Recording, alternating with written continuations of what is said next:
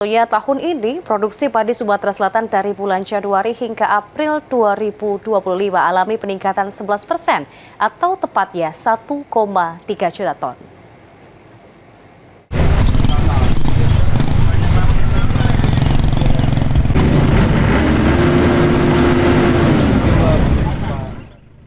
Sebagai salah satu daerah penghasil beras, ternyata tahun ini Sumatera Selatan khususnya di Supron 1, dari bulan Januari hingga April, produksi berasnya alami peningkatan.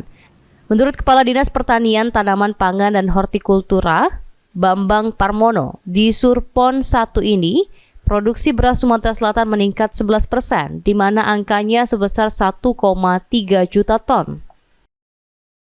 Alhamdulillah kita di Supron 1 mulai Januari sampai dengan April, Supron itu 4 bulan, itu produksi kita meningkat dibandingkan tahun lalu.